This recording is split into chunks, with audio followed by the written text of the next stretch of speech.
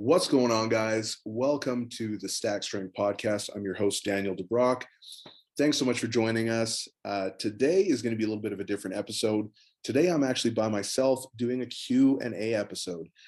I've never done this before. I've had a lot of requests since the beginning of the podcast to do Q&A episodes, but it hasn't really been something that I've wanted to do, and I just wasn't sure on how it would be received. But there have been enough people who have asked, so I thought I'd give it a shot. Now, I'm not sure if this is going to be a returning segment or if this is just sort of a one-off or just kind of whenever I feel like it kind of thing. But at any rate, I appreciate you guys tuning in. Make sure you subscribe to the podcast on whatever platform you prefer.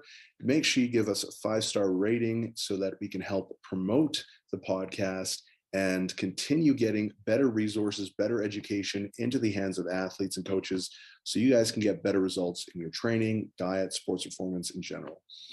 So let's dive right into the Q&A. So the first question is, what's your opinion on the success of eating on a meal plan versus a behavioral-based approach? Now, first off, I'm going to disclose my own personal bias on this. I've never written a meal plan for anyone in my life.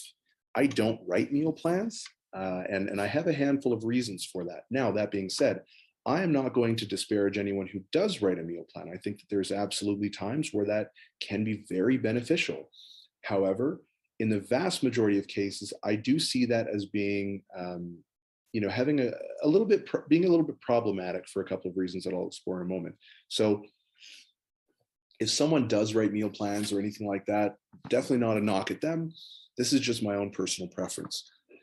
But one of the reasons why I generally don't like writing meal plans, the first reason is because when we look at the literature has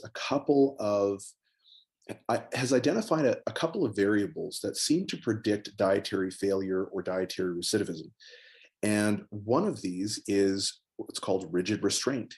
So restraint is actually a very positive thing. You need to exercise restraint in order to prioritize certain foods, in order to stay away from foods that aren't necessarily going to take you to your goal, and you need to prioritize the ones that are.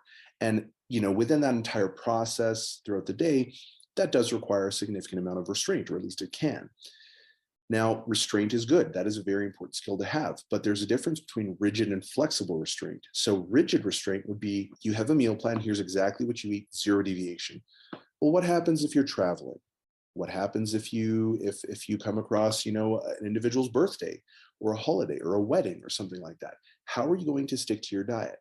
And that becomes a real problem because a lot of people have lives, and so they need to maintain a balance. And if they don't have the actual skills developed to maintain their diet while still having some flexibility and some room to adapt to, changing circumstances, that can become very difficult to actually stay on track to hit your goals and not backslide. So in a lot of ways, meal plans are just a little bit too rigid because they don't offer any sort of measure of flexibility or adaptability. Now, that's generally speaking, okay? So that's one of the reasons why I'm not a big fan of meal plans in general. The second thing is that it actually doesn't really teach the individual how to eat. It doesn't teach them about nutrition. It doesn't really teach them about their own behaviors, their own craving signals. Doesn't teach them about their environment or any of these things that actually impact dietary behavior. So that's another big element that I think is very important. When we look at successful athletes, when we look at individuals who've sustainably, lost weight or put on muscle or improved their athletic performance by cleaning up their diet, whatever it is, these individuals are usually very in tune with their diet, with their body, and that is a learned skill, right? So if you have a meal plan, you don't really get the opportunity to learn that, at least not to the same degree. So that's another big reason why I'm generally not a big fan of meal plans. Again, not disparaging anyone who likes to use it. Obviously, my way is not the only way, but that's just my personal experience and opinion on the subject.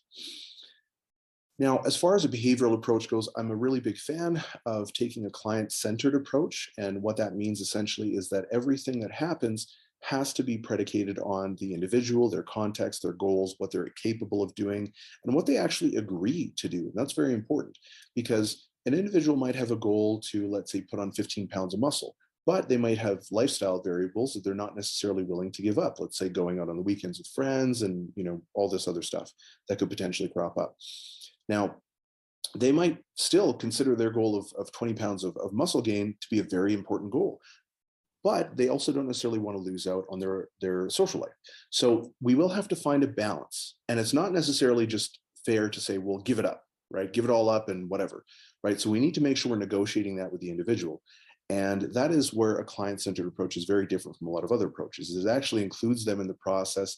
The intention is to build up self-efficacy, build up skill, build up awareness, build up education, and empower them to actually eat according to their goals while still integrating their diet into their lifestyle and not having it completely and radically change it. Now, your diet might change and your lifestyle might change radically over time, if you look 10 years down the road, but it's not radical in terms of, okay, today you're eating like shit and then tomorrow onwards you're perfect. That's never really how people are successful with diets or really anything in life. So this approach kind of allows a little bit more of a runway for progression. So let's say hypothetically you have an individual who's got a history of dieting, chronic dieting, fluctuating weight, all of the stuff, right?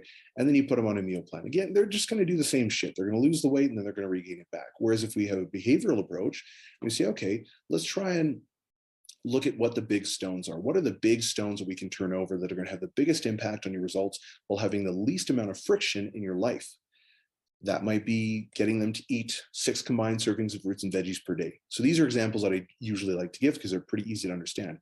By forcing them to eat these things, they're necessarily going to decrease caloric intake in other areas. So I'm not restricting anything. I'm pushing food. I'm putting things into their food or into their diet, sorry. And inadvertently, they end up eating less. Like 9 times out of 10, they end up eating less just by doing that.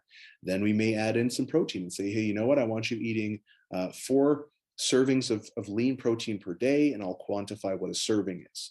Now, if they have a goal of losing 50 pounds, man, that's a big goal, and that's a long way away potentially. Whereas if I give them a goal of, hey, I want you to eat X amount of servings of fruits and veggies and lean protein and whatever else the other goals are, well, that's a goal that they can check off every single day. And if they know that the eventual goal of loss of 50 pounds is an outgrowth of their actions and behaviors, man, that's a really motivating thing. And it helps build up self-efficacy. It builds up, self-belief. It builds up client autonomy, competency, and their level of relatedness, because I'm actually listening to them and giving them things that they can succeed on instead of just setting the bar super high and being like, well, you better fucking make it, or if you don't, you're going to drown. Right. So I'm actually walking with them. I'm listening to them. You're taking what they say into consideration. Now, this is not hand-holding. This is not coddling. I want to be very clear about that. You are going to give them goals that challenge them and that make them better, but they have to be achievable. They have to be within their capacity. And that's very important. So there's that kind of, that's more of an experience level thing. You're not going to learn that from research or from school. That is purely an experience thing. Just being a good coach and being a good communicator. So that's basically one of the reasons why I prefer a behavioral approach with all of my clients. Now, that being said, I do have athletes who are high-level athletes and very, very experienced with dieting and things like that. So I have their nutrition program really dialed in, like their macros throughout the day are all accounted for. Their nutrient timing strategy is completely accounted for, supplementation, everything, down to the gram of each macro per meal, whatever. And I will absolutely work on food composition and the food quality that they're actually consuming. So I'll get them every now and then to maybe print off what it is that they're actually eating. And then we'll look at it and say, okay, instead of eating this, I actually want you eating this for your pre-workout because it's going to do A, B, and C, blah, blah, blah. And then we, again, just kind of negotiate, is that okay? Do you prefer something else? Here's what we're trying to accomplish, blah, blah, blah. And we keep refining it that way. So that still is not a meal plan. That still offers a lot of flexibility, but I will absolutely make recommendations based on food quality and specific food items because it will have a higher benefit to the individual, potentially for athletic performance. So yeah, that's basically how I see those two approaches differing, at least partly anyways. And then that's why I choose the behavioral approach generally. Next question is, what is the best metric to use for intermediate and advanced athletes or lifters? Sorry. So there is no best metric, right? If you imagine, if you look at athlete monitoring like this, every metric that you use is a data point, right? One data point doesn't really tell us a whole lot because what if there's an error? What's the margin for error for each data point? That It's a really significant thing to know. But then beyond that, one data point doesn't tell us the full picture. It's just one piece to the puzzle. So the way that I like to explain this to people is, if you're looking at athlete monitoring, each metric that you monitor is basically like a flashlight. You have a flashlight and you're walking through a dark tunnel. Now, I can move the flashlight side to side and kind of see my surroundings, but the aperture will only open up so much. So I can only really see so much of my surroundings. But if I add another metric, boom, now I expand the aperture. So now the light is actually shining more and I can see more of my surroundings. I add another metric or variable to measure and now I can see more. And we just continue doing that until we have a clear picture of the surroundings. Now that brings up another question. What metrics do you choose, right? How do you know which metric to choose for an athlete? Well, this goes back to understanding your client or your athlete, or if you're a self-coach, understanding what you excuse me, your own goals are. You have to do a proper needs analysis. Oh, thirsty. Sorry, guys. You have to do proper needs analysis. And then that's basically going to inform what it is that you need to track, right? So if I'm looking at an individual, let's say, I'll just pull one of my actual existing athletes, right? So this athlete is a small female lifter, very, very, very strong. Incredibly busy with work, has a lot on her plate, and is a very high level athlete, right? So what are some of the things that I might monitor for this individual? Well, this individual generally is very high stress. Okay, so I'm monitoring both objective and subjective metrics. I'm monitoring mood, perceived levels of stress. I'm monitoring her perception of training. I'm monitoring her body weight on a daily basis and looking at the weekly average to identify trends. I'm looking at her, the hours of sleep, or time in bed is usually what I'll measure. I'm looking at her diet, this particular individual. I do her nutrition as well. So I look at her macronutrient composition every single day, and we have certain targets that we want to hit for that. I look at her actual videos that she submits, and I look at the quality of her lifts, and I will rank her fatigue and sleepiness. We have like a sleepiness score, and then any pain or aches or anything like that that she's experiencing, any additional concerns. So there's a whole host of things, as well as like, and so a lot of those are subjective, some of them are objective. I also will track for this particular individual number of sets, peak load, number of exposures to a load above a certain amount. So there's a variety of different things that I'm tracking, right? But none of those individual metrics really tell you a whole lot. And a great example of this is, let's say we look at HRV. So HRV, heart rate variability, generally is thought to be associated with performance. So if you have a good HRV score, hey, you're going to perform really well today. If you don't have a good HRV score, hey, maybe you're a little under recovered and we should probably take it easy. That's generally how it's looked at. But HRV can be super fucking inaccurate. Like every good experienced athlete has had a day where they have had shitty sleep and performed exceptionally well. Just look at a competition. No one sleeps well before a competition because everyone's nervous. So, in the vast majority of cases, people are going into competitions underslept, stressed out, and whatnot, yet they still perform very, very well. So is one night of bad sleep enough to augment your training, or is that an indication that you should change your training? So it's not just enough to know what metrics to measure. You have to know what these metrics are actually telling you. And then beyond that, you have to know what to do about it. And this is one of the reasons why I think it's so important to collect many metrics, not tons. There's also a downside of collecting too much. We don't necessarily want a data overload. We just want to be able to identify where the athlete is at. So for me, the reason why I track metrics is I want to know, are they getting banged up or fatigued? Is their performance improving? How can we standardize the stimulus? And what sort of alterations do we need to make to ensure that we can continue seeing good progress?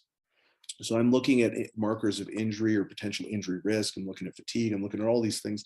And that's really what I'm trying to do. Can I continue to push this athlete and have the least amount of deloads, give them the least amount of stimulus with the most significant results coming from that, right? Because if I can get you to do, let's say, 10 sets of 3 versus, let's say, 5 sets of 3, and they both produce the same results. Well, I'm going to fucking get you to do 5 sets of 3 because it's half the work, and it's not going to beat up your body as much. Now, that's obviously an exaggerated example, but these are things that I look at. So when it comes to athlete monitoring, you really have to know the athlete, what their goals are, what their objectives are. You have to know what you're trying to monitor in the first place. Like, what are you actually trying to learn by monitoring this? Because, okay, it's all well and good to monitor sets per week, but what is that actually going to tell you? What are you trying to know about that, right?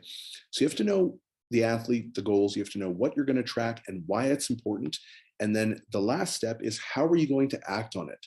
So if you're collecting all this data, what does it mean? What are you going to do with it? What does it inform you? What does it tell you needs to happen? So that's a very important part as well. And again, a lot of this stuff is skill and experience. And it's not something you're going to learn from reading in a textbook. But hopefully that helps. And yeah, that's basically all I have to say about that. Next question is, what supplements are worth taking? Man, that's so this is a little bit vague. I'm not sure if you're including PEDs. I'm not sure if you're talking just performance or body composition. I'm not sure if you're talking for health. So I don't know what you're talking about. So I'm just going to generally assume, because my listeners are typically strength and physique focused, that's what I'm going to answer. That's my answer is going to be predicated on. So there's a couple supplements that are worth taking that have a ton of research behind them.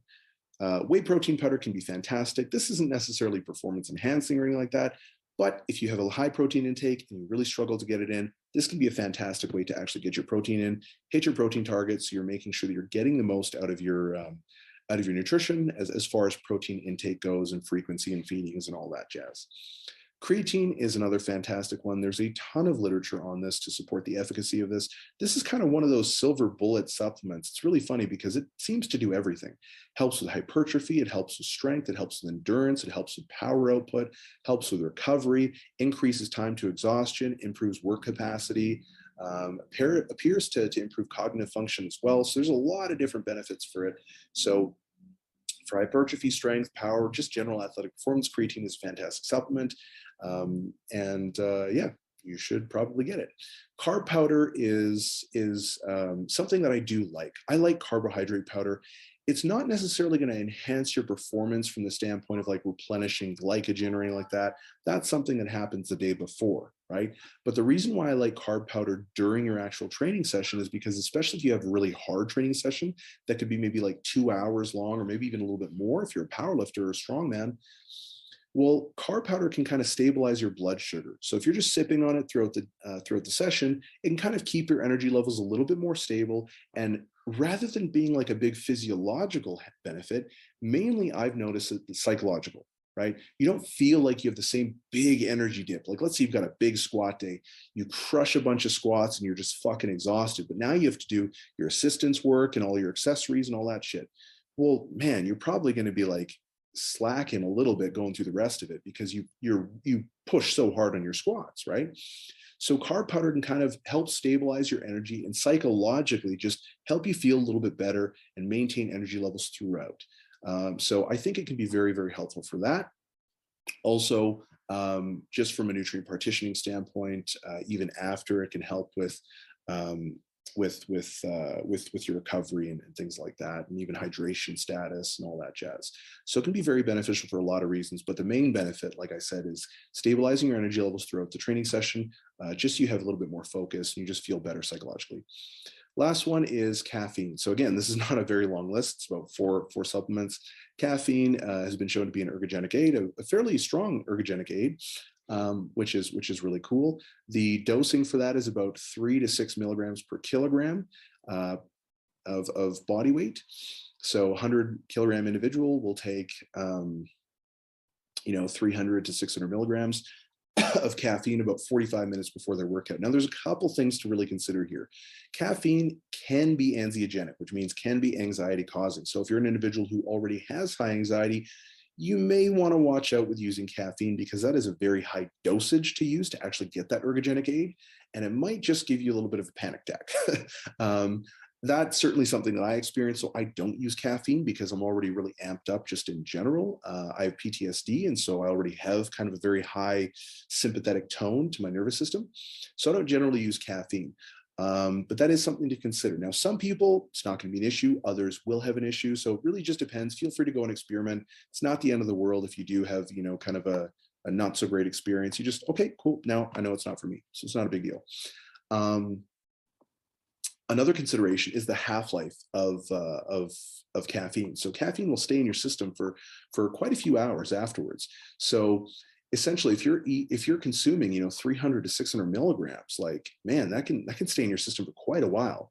So if you're working out like in the morning, it might not affect your sleep. But if you're working out in the evening and you're having all that caffeine, there is a possibility that can affect your sleep. If you're really sensitive to things like that, that could kind of compound it. So that is something to consider as well. But those are the supplements that generally have a ton of research to support them, are very, very high quality. And for creatine, you want to make sure you're taking creatine monohydrate. I know people say that you should take 5 grams, but there's not really actually a lot of good research to sort of justify why 5 grams seems to be the generalizable recommendation. I usually say between 5 and 10 grams. If the lifter is larger, 10 grams. If the lifter is not as large, maybe 5 grams or 10 grams. It depends on, what I think. But yeah, so those are kind of the recommendations for that. Next question. If I can't sleep 8 hours a day, what can I do to prevent slower gains? So I think one thing is really important to understand. There does come a point where you just you can't make up for something, right? I get these questions a lot, what can I do if I can only train 1 day a week? What can I do if I can only do this? And I want to get a 6-pack, whatever, right?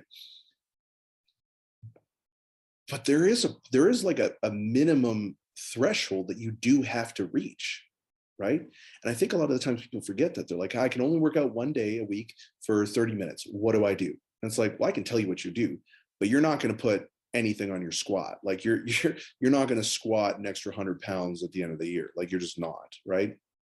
So there is a minimum threshold whereby if you do not meet that minimum criteria, you will not see progress. Okay. And that exists for everything from sleep, from training frequency, diet adherence, all of that stuff. So that's just something that I want to kind of say, because I always get these questions, what can I do if I can't train well, or I can't train intelligently, or I can't blah, blah, blah. And so it's like, you got to fucking put in the work, right? Now, if you can't get 8 hours of sleep a day, the first thing that I would do is I would do an inventory of your lifestyle. Okay. So generally speaking, if I see an athlete is really struggling with their sleep and they say that they're extremely busy, 9 times out of 10, they're actually not as busy as they think. And I coach a lot of very, very busy individuals, or at least I have, right? I've coached surgeons, I've coached individuals who are in medical school and who are having to, just work insane hours during their, I can't remember if it's called like practicum, internship, whatever the fuck it's called if you're, in medicine. But in each one of these cases, what we've done is we've done an inventory of how they're spending their day. What does your day actually look like? And we sit down together and we write it all down. From this time I wake up and then I do this, then I do this, then I do this. And we look at how much time is dedicated to every single thing. 9 times out of 10, we could find a couple of hours, not just like 30 minutes, 15 minutes, 20 minutes, like a couple of hours we can find where they're just fucking doing nothing, like scrolling on Instagram, or just kind of like watching Netflix, or just doing something else. And here's the thing. I'm not going to say that you need to pack your day so that every single hour you're being the most efficient you can possibly be. That's not my call. That is your call. These are your goals. So once we do that, that's when we actually start having a conversation and begin negotiations. We say, okay, so looks like you're sleeping 6.5 hours a day. We want to get you up to 8. Now we found 3.5 hours of your day that's spent basically jerking off, doing nothing. So how much time can we take away from those things without negatively impacting your life. Sometimes they'll say, you know what, I'm not willing to give up any of it. And that's perfectly fine. All that I do is I just say, okay, that's fine. If that's what you want, perfectly fine. Just so you know, here's the trade-off that you're making, because I'll always explain trade-offs. I don't believe that there is a right or a wrong. Your goals are your goals, and that's entirely your prerogative. But I will always explain the trade-offs, regardless of what they choose. So, okay, you're going to get 6.5 hours sleep. This is what this means. Here's the research on sleep curtailment. Here's how it can impact you cognitively. Here's how it can impact your endocrine system. Here's how it can impact your physical performance, your recovery, your libido, blah, blah, blah, blah, blah. You know, now don't get too hung up on the 6.5 hours. I'm just talking about sleep curtailment in general, right? But, you know, so I might say some of those things, and I might be like, hey, you know what? You've been performing decently well, and you've only been getting 6.5 hours. Do I think you would perform better if you got 8+? Abso-fucking-lutely. But then that would cost you all of these things, you know, spending more time with your kids, having time to like relax and watch your favorite TV show with your partner, blah, blah, blah, blah, blah, whatever it might be. So I'll explain those. And then if they're okay with the trade-offs, then we say, okay, whatever, we're good. And we just check it off and we move on. That's just one of the circumstances that we have. And we can always pick up that conversation down the road. But that's usually how I handle that. And a lot of the times we're not looking to make a radical change. Like, let's say he, you know, I'm thinking of a particular individual in this example, right? Let's say that my client said, hey, you know what? Yes, I'm willing to sacrifice 3 hours, and, you know, I'm ready to get all that extra sleep. I probably wouldn't tell him to get all that extra sleep right off the bat. I would just say, hey, I just want you to get 30 minutes more sleep a day. Let's just try that. And then he does that for a little bit. So instead of getting 6.5 hours, he's getting 7 now. And we might do that for a week or something like that, and then say, how do you feel? He's like, I feel a little bit better. Okay, great. Now let's try getting 7.5 hours. You know, and it might take us like 2 months before we actually work up to full 8 hours sleep. Now, it might not. He might be able to just do it right off the bat if he's really tired and he really needs it. But, you know, my point is we don't need to jump right in. We can always do it in an iterative approach, okay? So that's generally what I do if an individual can't get 8 hours sleep, because you can. It's just a matter of prioritizing, right? And you can utilize naps and different things like that throughout the day. Even just a 10-minute nap can actually have a pretty significant impact on cognitive performance and even just physically how you feel. And if mentally you feel better, you're probably going to perform a little bit better as well physically. So these are things to to kind of understand. Also, you know, adopting a proper sleep hygiene routine can be beneficial, because now you're going to get better quality of sleep if you have a good sleep hygiene routine. So these are things like taking a hot shower before going to bed. A hot shower will actually heat up your body and therefore force your body to cool itself, reducing your core temperature and making it easier for you to fall asleep. Sleeping in a cool room with no sound, and that's very, very dark with no light, avoiding blue light or just kind of TV and screen time in general for about, you know, an hour at least before you go to bed, right? Like, a lot of these things can help with the sleep quality, help you fall asleep faster, so there is no sleep latency. So these are all things that you can do to improve the quality of sleep that you're getting, as well as the duration. Hopefully that helps. Next question is, how do you know when to take a deload? So if we refer back to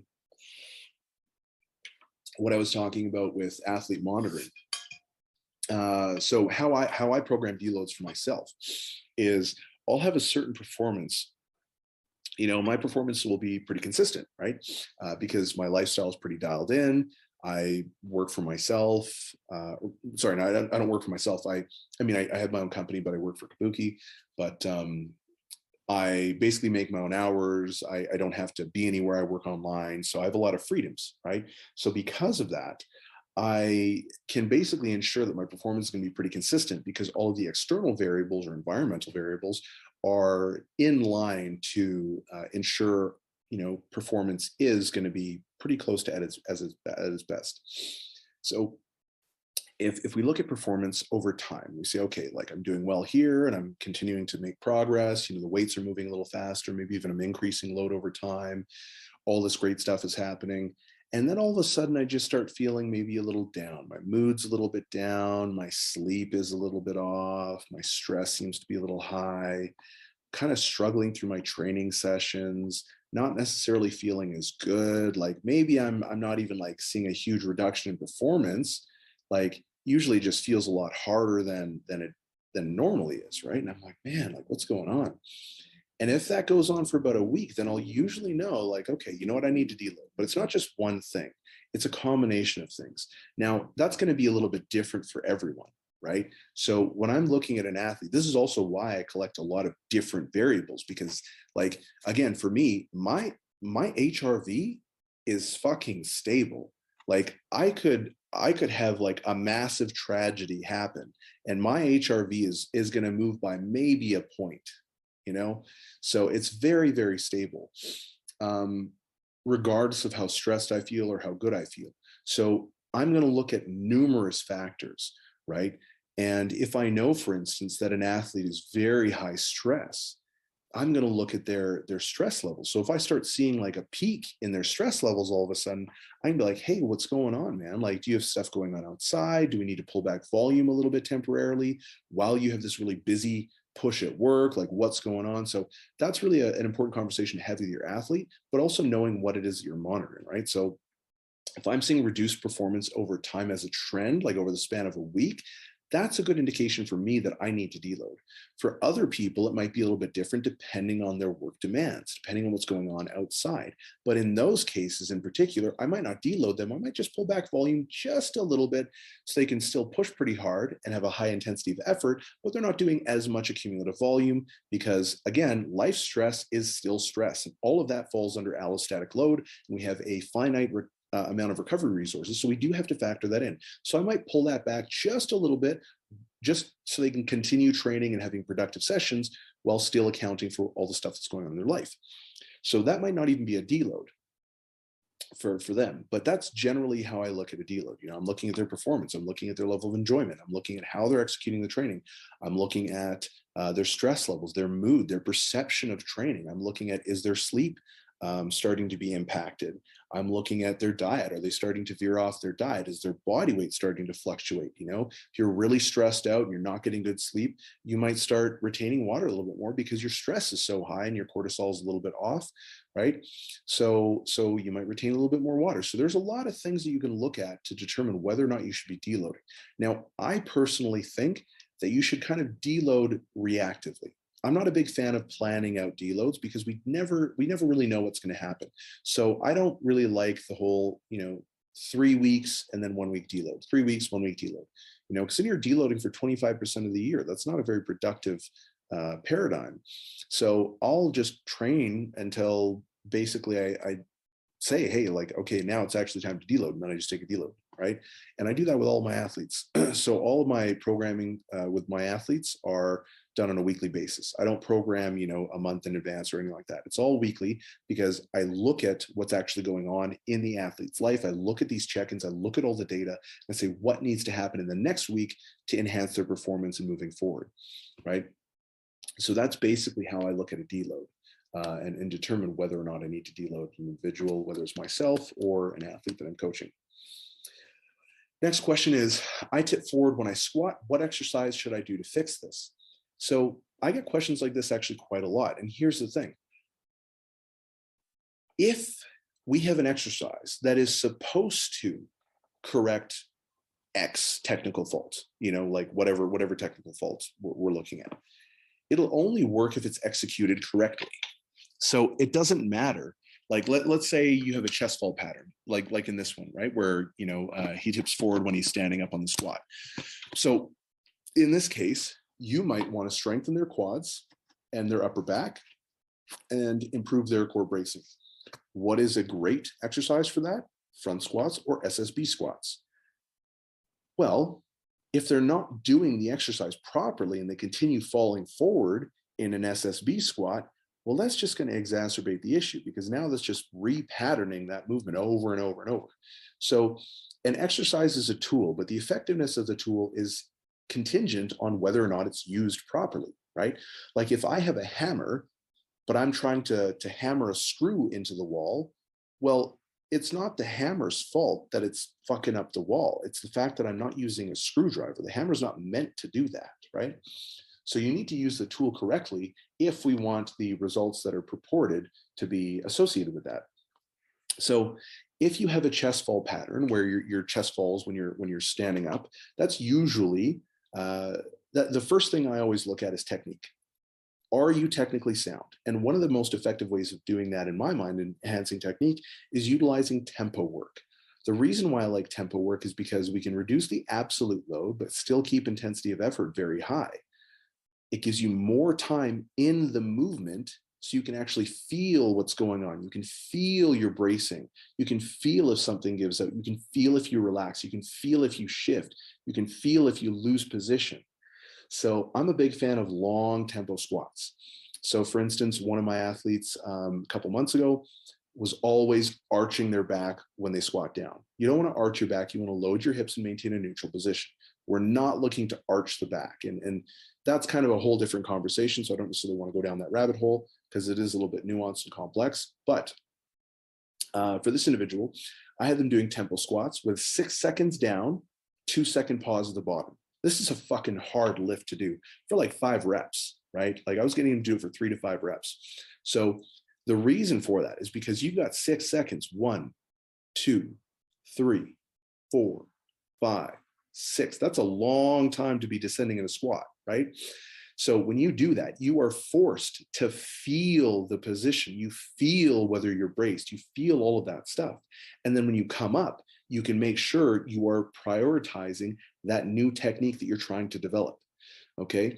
And because the load is lighter, it's going to allow you to still push really hard and be really taxed afterwards, but you're not going to incur the same kind of fatigue, and you will be able to alter your technique because the load is not going to throw you out of position, right? Now, strength is a skill, so you have to practice that at high intensities as well if you want it to stick. But a good place to start generally is looking at tempo work.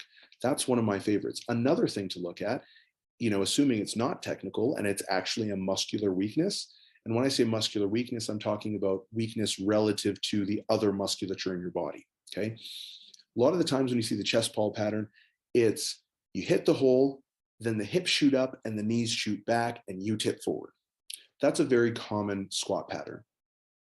What that's indicative of, one, is, again, technique, but assuming it's not technique, assuming you've done all the technical corrections and it just won't stick, well, now we could potentially be looking at a muscular imbalance. So in that case, which is very common, usually what we're looking at is insufficient strength of the knee extensors.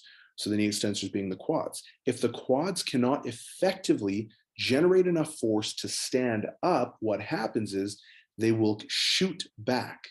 You'll try and straighten the knees as fast as possible, but because they're not strong enough to lift the weight up, what happens is you get pinned and it pushes the hips up and straightens the shins out.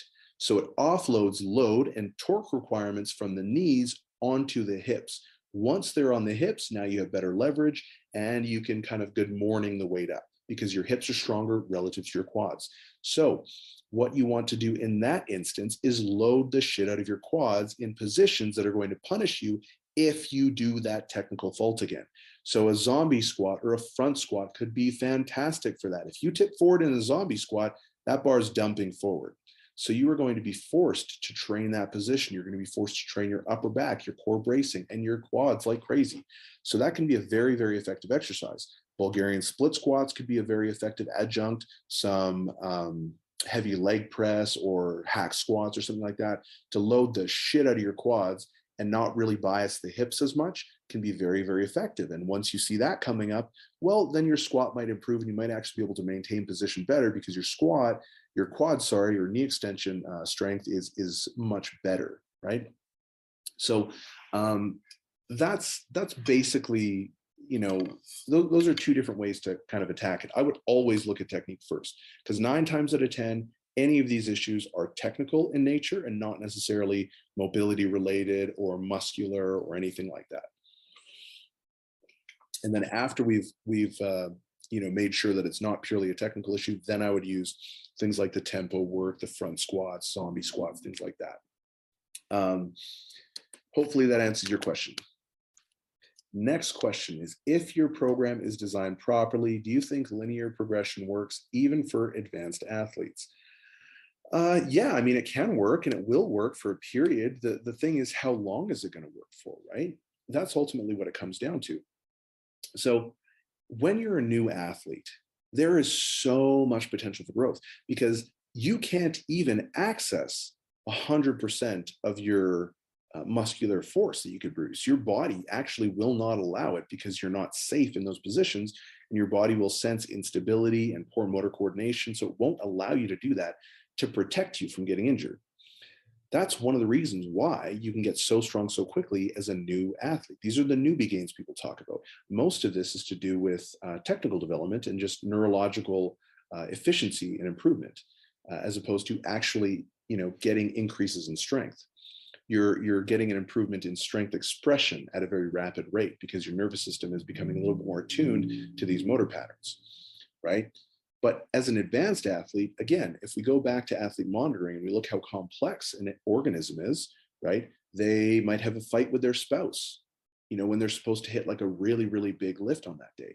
Well, okay, but if they have a really big fight, that might be draining and that might cause them a lot of stress, and they come in and they may not be able to perform as well as they normally would. Maybe they're really overworked because it's a busy season for their job and they're just really exhausted, so they can't do it. So the thing with linear progression is that life is not linear, and because of that, that kind of throws a bit of a wrench in the system.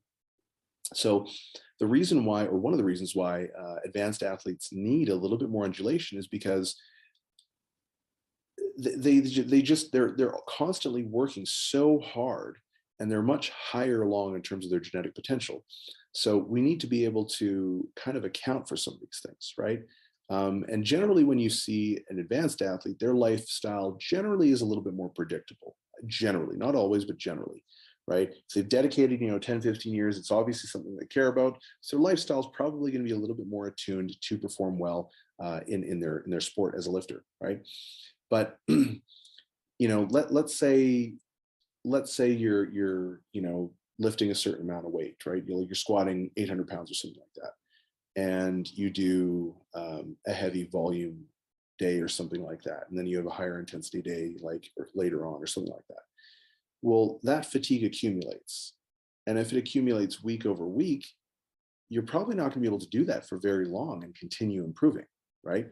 So there's other ways to progress that aren't necessarily due to load progressions.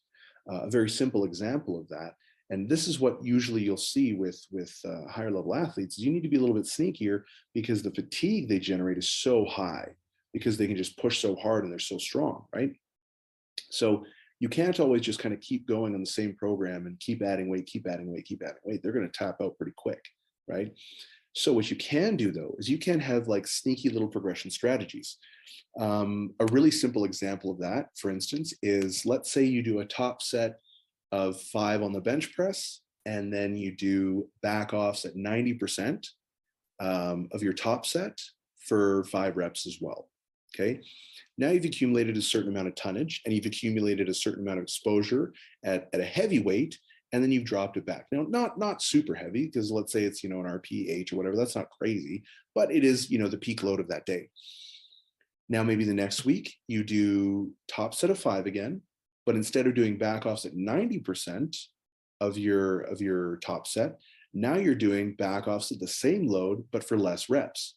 So now you're, instead of doing, back offs at 5 reps at 90% of your top set, now you're doing back offs at 3 reps at the same load of your top set, right? So now you're getting more exposure to the top load. We're not increasing load on the top set, we're increasing load in the back off sets or in the back off work, right? But we're decreasing repetitions, okay? Which is a way that we can kind of constrain the amount of fatigue we're generating while still getting good exposure to the heavier weight. Now that's week 2. Let's say week 3, let's say we've got 4 total sets of bench press, right? Now in week 3, maybe we do 2 top sets. So maybe we go 2 top sets, same load. Okay, so we repeat it. So now we get more exposure to the heavier weight for higher volume. And then we do our other 2 back off sets for 3 reps at the same load. So now we have more absolute volume occurring at that intensity. Then we go to week 4. Maybe in week 4, We drop it back to one top set, back off set, three sets of 90%. But the top set, now we go up 2.5 kilos, right? So it took 4 weeks to go up 2.5 kilos, but we're substantially stronger, right? Because if we were to do 2 top sets and then the back off, all that stuff on week 1, we probably wouldn't be able to handle it. But we've kind of built up that tolerance over time. So that's like one progression strategy. It's very just kind of off the top of my head, but there's so many that you could use, right? So you kind of need to be a little bit sneaky with advanced athletes. And again, all of this stuff, all of it is entirely dependent on the individual athlete you're coaching. So coaching should be a feed forward program. You look at what the athlete is responding to, and that informs future decisions for the programming of that individual, right? There are certain strategies that I think are fantastic that just don't work for some people. There's other ones that I generally don't use that much, but I know they work for some individuals, so I use them all the freaking time for them, right? And it's really, really effective. So it really is an athlete-driven approach, right? It's not like, oh, do you do linear progression or do you do this or you do that? It's like, do whatever the athlete responds to. That's what you should be doing instead of being tied to a particular model, right? Do I ever use volume? Sorry, this is the next question. Do I ever use volume blocks when training for strength? No. So I do concurrent training. A lot of the programming that I do with my athletes is concurrent in nature, and I'll kind of differentiate concurrent training from West Side. Concurrent training is training for multiple characteristics at one time. That has sometimes been conflated with conjugate and West Side when they're not the same. Yes, West Side uses concurrent training, but concurrent training is not West Side, right? Hopefully that makes sense. So when I do concurrent training, there's a handful of reasons that I do that, but not super important at this point. One of the reasons, though, is that if I'm coaching a powerlifter, I always want them being exposed to specific stimulus. So I always want them doing a heavy single, a heavy triple, a heavy something, no matter where they are in the competitive season, because strength is a skill. So they need that exposure. Now, they're not always lifting super heavy all the time, but let's say you're far away from a meet. And so we are going to pump up some volume a little bit. So let's say we're far away from a meet, but I get you to do, so here's an example, actually. I've one strongman athlete. He's in prep right now. And he's, right now I have him like on the log press, I have him doing a top single at an 8. So he does one log press, like a clean in press, whatever, on the log. And then he does back off work at, for 8 reps at an RPE 8. Okay, so he's got a top single at an RPE 8, then he's got back off work for volume for 8 reps at RPE 8. Okay, so that's a little bit higher volume, let's say, but it's not necessarily a volume block, right? Like I said, all my coaching is on a weekly basis. So like if you're looking at it, I guess if you kind of expand or extrapolate it out, you could kind of like, you'll be able to see like, okay, he's doing more volume here. Here's a little bit more intensity focus. Here's this, here's that. But I don't necessarily have like a delineation between like, here's a volume block and here's a this. I'm just like, what's going to get this athlete strong? So I don't necessarily care. And if you look at my programming, because it is on a weekly basis, it really is contingent on what that athlete is going to respond to. I have athletes who respond super freaking well to volume. So we do a lot of volume all the way up until the meet, basically. And that just works really well for them. I have other athletes who don't respond well to volume, and they just do really well with high intensity. You can kind of handle that all year round, basically, and then do really, really well, recover really well from that. But if I were to give them some more volume, they just get trashed and they just can't handle it. So I think there is something to be said in pushing that to a point, because you don't want them to be getting out of shape. You do want them to be stacking muscle and stuff like that. But we only need to get so much of that. And that's one of the reasons why I don't generally look at it like, I don't generally look at it and say, I'm going to build a volume block. The goal is always the goal, right? If they want to become super fucking strong and squat, bench, and deadlift, they have to squat, bench, and deadlift really fucking heavy all the time. But how you do that and how you get away with that without getting injured, that's where good programming comes into play, right? So like I said, if I have someone really far out, I'll still get them doing, reasonably heavy stuff, but like a single at an 8 or a single at an RPE 7, like that's not fatiguing, right? Like a powerlifter can do that, no problem. and then do his volume work, you know? So that's not gonna be an issue for someone. They're not doing like tons of that far out. Like they're not doing tons of doubles and triples when they're that far out, but they're still getting some exposure. So they're maintaining the skill of squat, bench, deadlift, or, you know, the skill of whatever it is they're doing based on whatever goals they have, right? Next question. How do I train boxing and powerlifting together? So right now I'm actually not training boxing and powerlifting together. I got back into boxing a couple months ago, was absolutely loving it. But then I ran into some health issues, not from boxing, just health issues for myself. And basically my stress was just incredibly high. I wasn't sleeping. I was sleeping like, 4 hours a night. Like it was just really, really tough for weeks on end. And there's a lot of stuff going on kind of in the background as well. So I actually decided that I was going to just stop boxing for the time being until I was able to get all this stuff sorted out. Now I'm actually feeling pretty good. I'm on the mend. My sleep has improved significantly. My stress has been going down. So I am feeling a whole lot better. That being said, I'm probably not going to get back into boxing until after Shell Shock. That's the next competition going to be in August. But to answer your question, I guess a little bit more specifically, to give a little bit more of an applied version, I think like people always think that, if you're a powerlifter, you can't do anything else. That's not true at all. There's tons of phenomenal athletes who are multi-sport athletes. Like look at fucking Ian the Rhino, man, like Ian Daniels. I've had him on the podcast and we've kind of stayed friends. We chatted, quite a bit actually. And that dude's a fucking unit, man. Like he is shredded. He's jacked. He's super athletic and insanely strong. Like he's a fucking beast. You look at Nam, right? Like Nam Thomas.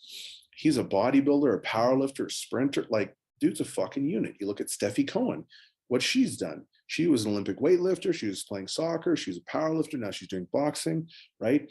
And so like you can absolutely be a fantastic athlete.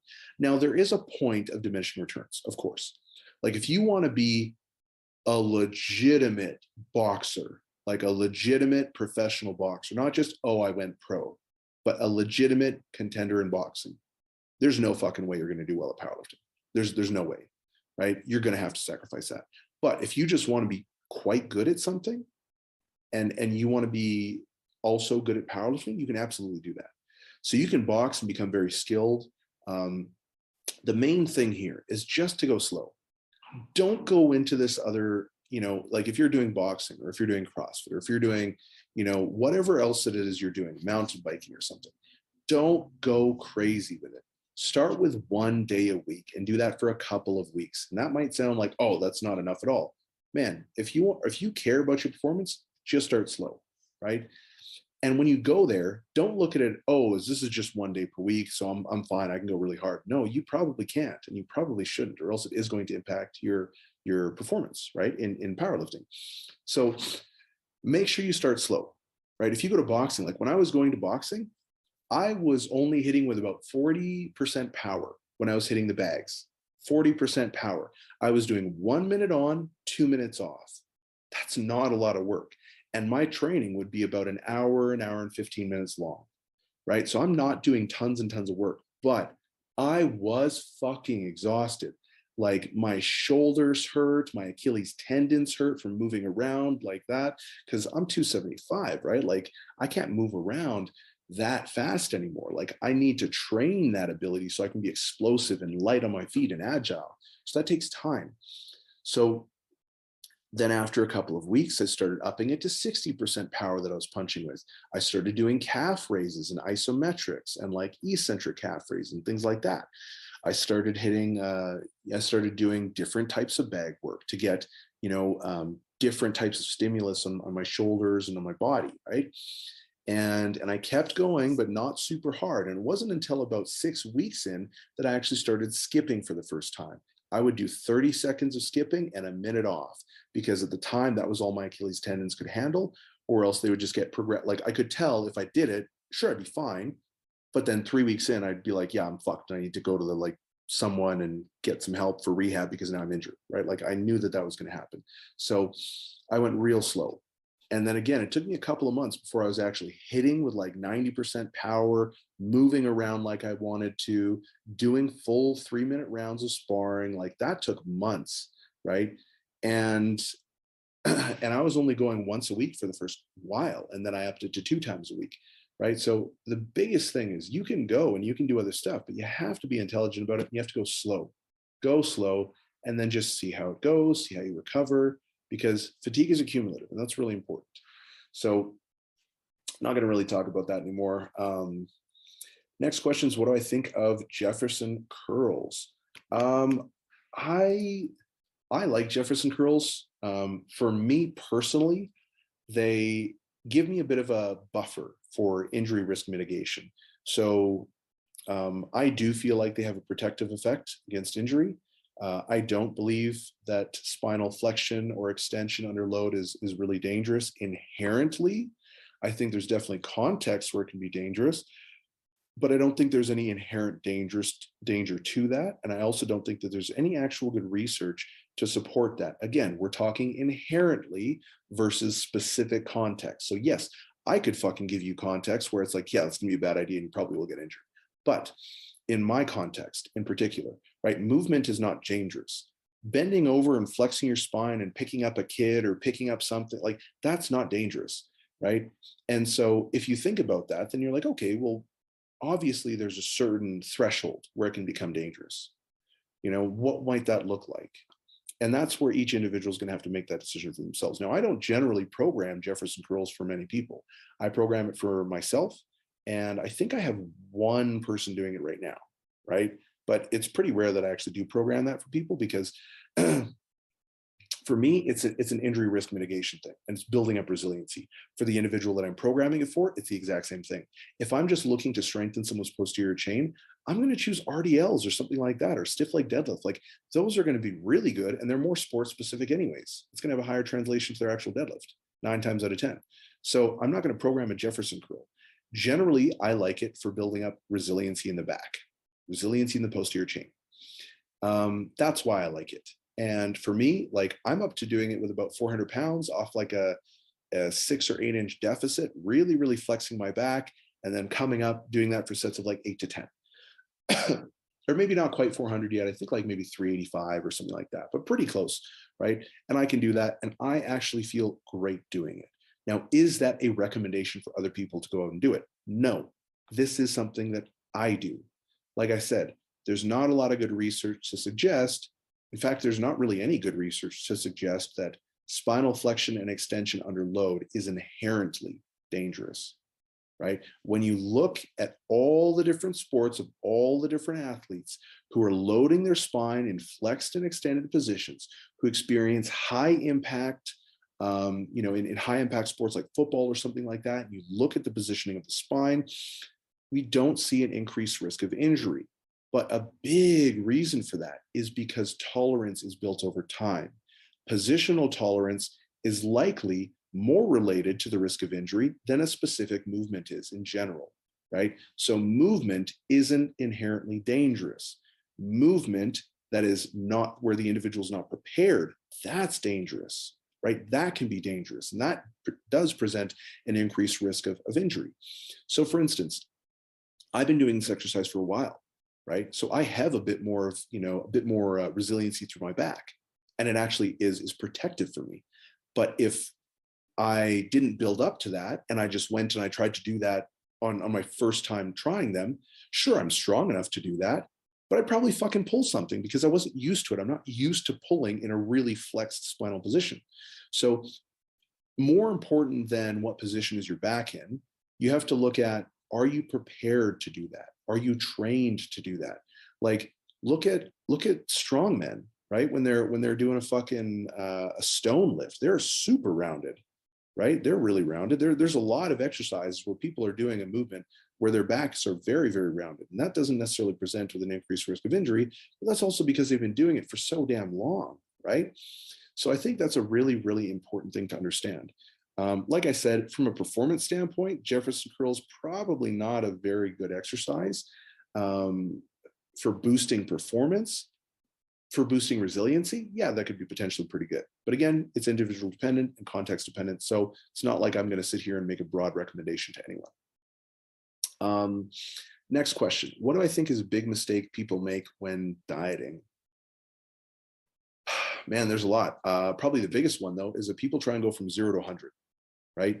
They look at where they're at, and then they look at the ideal and they say, okay, I need to be at the ideal. But the funny thing about that is that you would never do that for any other context. Like, you would never go to university and on your first day say, you know what, fuckers, I'm ready to write my master's thesis and defend it same day. You would never do that because you're not prepared to do that. There's so much learning that goes on. It takes years and years and years to get your master's, to get the experience, to get the education and the wherewithal to actually write a proper thesis and then defend it. But for some reason, people think that dieting is not a skill, and therefore they can go from 0 to 100. And in my opinion, that's the equivalent of saying, I'm going to write my master's thesis and defend it on the first day of university. Very likely it's not a good idea. And if anyone wants to argue that, okay, well, let's look at the over 90% rate of recidivism for diets. It's not that great, right? Like, when we look at a population level, we see very, very depressing figures. Now, population data is different than individual data, which is a little bit more, a little bit more, gosh, I can't even think of the word. Let's say less depressing, a little bit more positive, right? But going from 0 to 1 is an exceptionally better strategy than going from 0 to 100, right? You wouldn't go to a squat bar being like, oh, my goal is to squat 500 pounds and load 500 pounds and try and squat it. And like, well, if I keep failing, eventually I'll do it. It's like, no, you're not. You're just going to keep getting hurt. You know, that's all that's going to happen. So, you know, like, you have to think about it. If your lifestyle is really, really important to dietary adherence, then you have to adapt your lifestyle to the diet, or you have to adapt your diet to the lifestyle. And over time, your lifestyle ends up adapting because this just becomes a part of who you are, right? So, or at least it's a possibility. So, you know, it's really important to understand that how you start is not how you finish. You know, like, I might have an individual who, if I'm coaching them on nutrition, I might set a daily step count. You know, maybe their daily step count is like 1,000. I might just say, you know what, I just want you to hit 2,000. That's not a lot. That's not even really that close to the threshold of baseline cardiovascular health, just not to fucking die, right? It's not even very close to that. To really get those benefits, you're looking at like 8 to 10,000 steps ish, something along those lines, right? And it's not like going from 1 to 2,000 has no difference. It's just a very small difference. But they do that for a while. Then we move to 3,000, then 4,000, 5, 6, 7, and 8, and now boom. Now they're in that great range where their health is significantly improving. We're managing effectively energy expenditure, at least in one way, and we can potentially lose some additional weight just by getting increased steps in and just by increasing the energy expenditure side of the energy balance equation. Then on top of that, we're making small but progressive changes to their diet. We're doing things in an iterative fashion. So we're building upon skills. As the individual becomes competent, they keep progressing. But we don't progress them until they've developed the type of competence to actually enact those behaviors on a very consistent basis. So I think it's very important to understand that everything is iterative. Just because we created a plan doesn't even mean that that plan is necessarily going to be the right plan. We might have to change that plan. We might have to scrap it and say, you know what, we need something else. And that's fine, because that's what coaching is.